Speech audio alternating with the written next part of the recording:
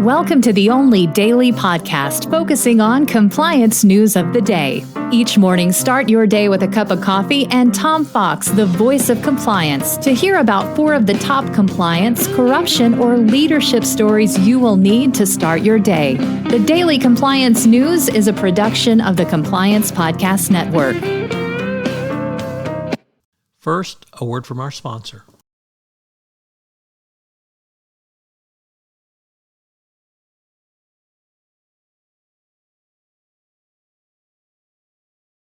The Daily Compliance News for October 6, 2023, the Backdoor Man edition.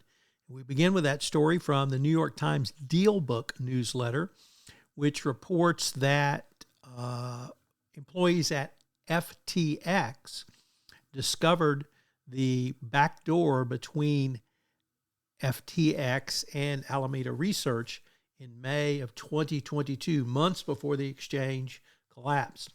This feature allowed Alameda to withdraw customer funds and carry a negative balance. And this is devastating for the defense of SBF, or Sam Bankman-Fried, because it shows that, one, this backdoor existed, and 2, it was reported to him.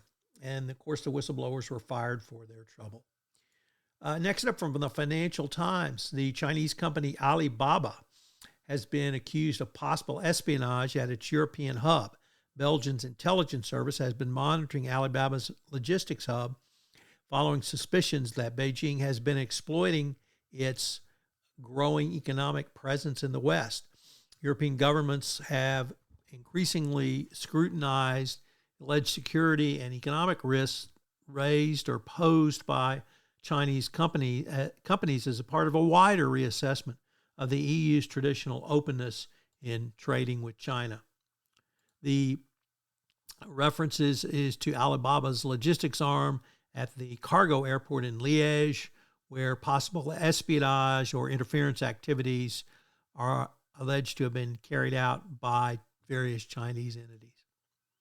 Next up, in a very weird twist to the Bob Menendez corruption case, in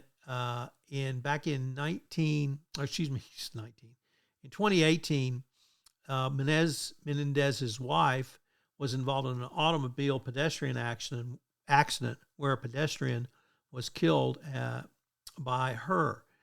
She was released by police and no charges were filed. However, the car she was driving was totaled.